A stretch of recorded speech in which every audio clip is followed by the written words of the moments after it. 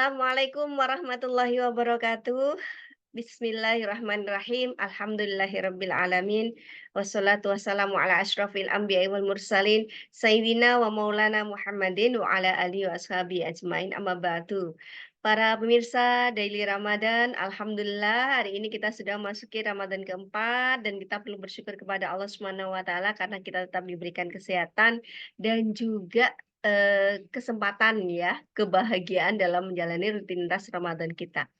Jangan lupa untuk selalu meningkatkan kualitas dan kuantitas ibadah kita, sehingga nanti kita bisa meraih gelar Al-Muttaqin. Amin ya rabbal alamin. Para pemirsa yang dirahmati oleh Allah Subhanahu wa taala, hari ini kita akan bahas tentang tingkatan orang yang berpuasa. Ya, jadi menurut salah satu ulama sufi yaitu Imam Ghazali, di dalam kitab Ihya Ulumuddin ada 3 tingkatan orang yang berpuasa. Yang pertama adalah shaumul umum atau shaumul am, yaitu puasanya orang yang kebanyakan orang awam. Seperti apa sih shaumul umum ini atau shaumul am ini? Yaitu puasa di mana ketika kita puasa itu hanya untuk menahan lapar dan dahaga serta untuk, berpuasa dari hubungan suami istri. Hanya itu, tidak lebih dari itu. Jadi puasa kita itu hanya sekedar untuk menahan diri dari makan, dari minum, dari hubungan suami istri, tidak untuk menahan diri dari hal-hal yang lain, dari maksiat dan lain sebagainya. Nah, itu biasanya adalah puasanya orang yang awam. Nah, orang yang masih belum memahami tentang puasa, hakikat puasa. Nah, kemudian yang kedua, tingkatan yang kedua adalah shaumul khusus, yaitu puasa orang-orang khusus yang bisa disebut juga puasanya orang-orang yang soleh. Seperti apa shaumul khusus?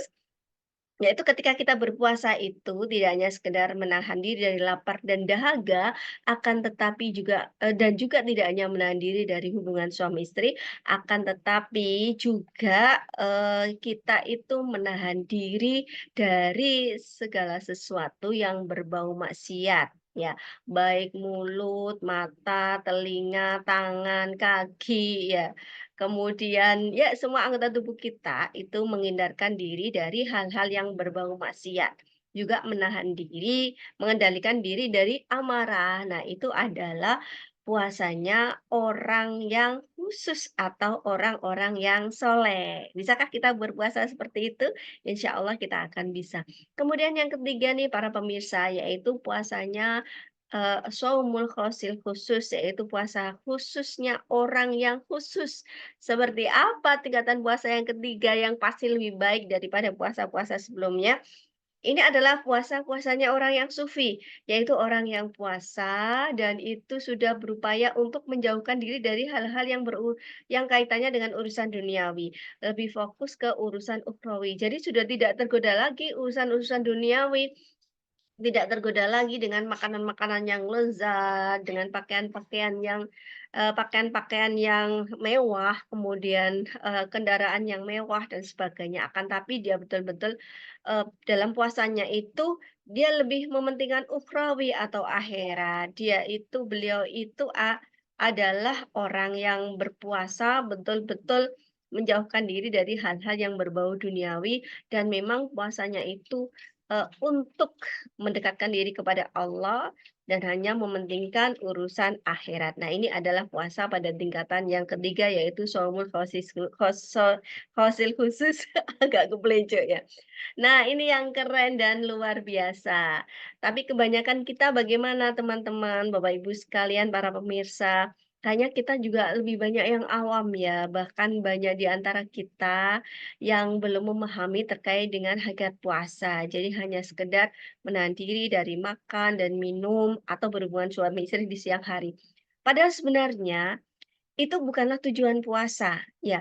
Itu bukanlah tujuan puasa para pemirsa, itu adalah cara atau jalan untuk kita bisa mendekatkan diri kepada Allah. Jadi selama ini kadang-kadang kita itu salah berpikirnya. Oh, puasa itu adalah menahan diri dari makan dan minum serta hubungan suami istri di siang hari. Tapi ternyata itu bukan tujuan dari puasa. Jadi sebenarnya tujuan dari puasa itu adalah untuk kita bisa mengendalikan hawa nafsu kita, menghindarkan diri dari hal-hal yang berbau maksiat, kemudian mendekatkan diri kepada Allah. Nah, sehingga kita bisa memperoleh gelar orang yang muttaqin. Dan jalannya adalah atau tata caranya adalah dengan kita, tidak makan dan tidak minum. Nah, itu jadi tidak makan dan tidak minum itu bukan tujuan puasa, tapi adalah tata cara puasa untuk bisa dekat dengan Allah. Nah, selama ini kita hanya berpikir, "Ah, puasa itu tidak makan, tidak minum." Padahal sebenarnya hakikat puasa tidak hanya itu adalah cara agar kita dekat kepada Allah. Seperti kadang-kadang kita juga gitu, menjadikan, sholat itu sebagai tujuan. Padahal sholat itu adalah cara kita untuk mendekatkan diri kepada Allah. Kemudian baca Quran juga. Jadi baca Quran bukan tujuan, tapi cara kita untuk mendekatkan diri kepada Allah, untuk kita bisa menjadi, kaum atau orang-orang yang muttaqin. Nah, jadi itu cara bukan tujuan. Nah, adapun, kita akan bahas tentang ini juga ya, kita akan bahas tentang puasanya orang awam tadi, shaumul umum atau shaumul am, ya. Meskipun baru tingkatan pada shaumul am atau shaumul umum, puasanya orang awam, tapi itu hikmahnya juga sudah luar biasa. Yang pertama adalah dari sisi fisik.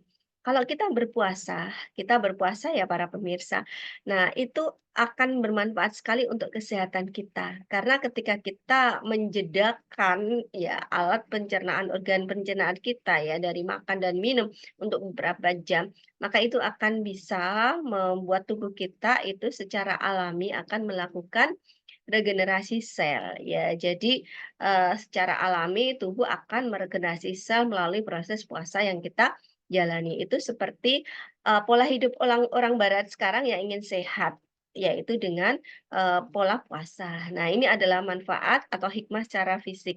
Dan kemudian berikutnya puasa orang yang awam pun juga bisa menghantarkan kita memperoleh hikmah secara sosial. Apa hikmah secara sosial? Itu dari aspek sosial.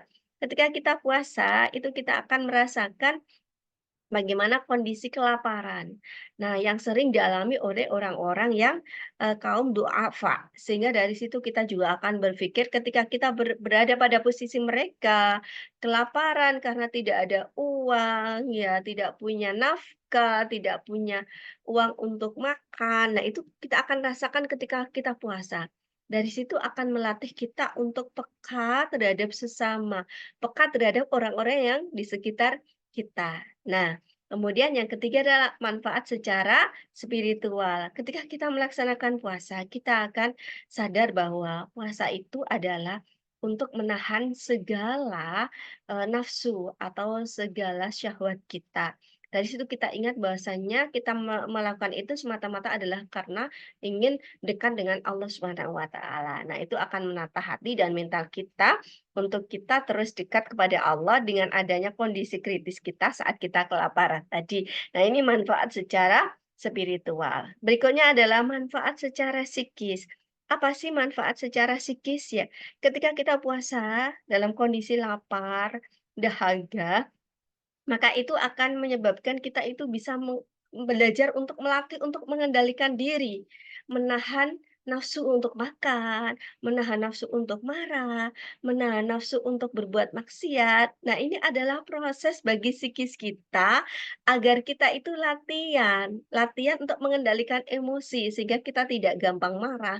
Karena banyak sekali hal-hal yang terjadi atau kerusakan yang terjadi di bumi ini karena disebabkan oleh kita sebagai manusia yang tidak bisa mengendalikan diri. Nah, dengan puasa kita akan bisa mengendalikan psikis kita untuk melatih kesabaran kita. Nah, keren bukan ya terkait dengan hikmah puasa? Akan tapi para pemirsa banyak sekali orang-orang yang tidak bisa mendapatkan sesuatu dari puasanya selain lapar dan dahaga. Ya, kam minash-shaimi laisa lahu min syiyamihi illal ju' wal 'atas. Jadi berapa banyak orang-orang yang berpuasa tidak memperoleh sesuatu apapun dari puasanya kecuali lapar dan dahaga. Nah, karena itu dari sini, dari apa yang kita bicarakan tadi, mari kita belajar untuk kita berupaya untuk, menjadikan puasa itu sebagai tata cara atau sebagai jalan untuk kita bisa mengendalikan nafsu kita, mengendalikan kita dari berbuat maksiat, dia melatih kita kesabaran kita dan mendekatkan diri kita kepada Allah Subhanahu wa taala sehingga kita bisa betul-betul melakukan puasa yang sebenarnya. Karena sebenarnya puasa laisa siyamu minal akli wasyurbi. Puasa itu tidak hanya sekedar menahan diri dari makan dan minum. Innamasyiyamu minal lagwi warrafati. Sesungguhnya puasa itu adalah dari lawun itu artinya lawun itu sesuatu yang sia-sia. Puasa itu menahan diri dari sesuatu yang sia-sia, warofasi dan menahan diri dari sesuatu yang keji atau kotor dari hubungan laki-laki dan perempuan. Nah, di hadis itu juga dilanjutkan bahwasanya apabila ada orang yang, berupaya untuk mencela kamu atau mengolok-olok kamu, ya mengusili kamu, maka katakan faltakul ini shaimun, maka katakanlah kepada mereka yang berupaya untuk menggoda kamu bahwa, aku sedang puasa," sehingga kita akan bisa mengendalikan diri dari amarah dan dari godaan orang-orang yang ingin menggoda kita. Nah, keren bukan ajaran agama Islam? Karena itu para pemirsa, mari berupaya kita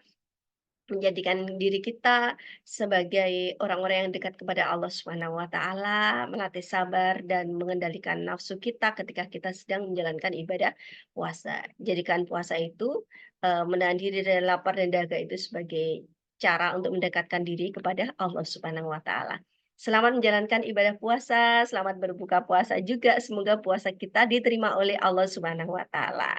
Kurang lebihnya mohon maaf, akhirul kalam, wabillahi taufiq wal hidayah. Waridho wal inayah. Wassalamualaikum warahmatullahi wabarakatuh.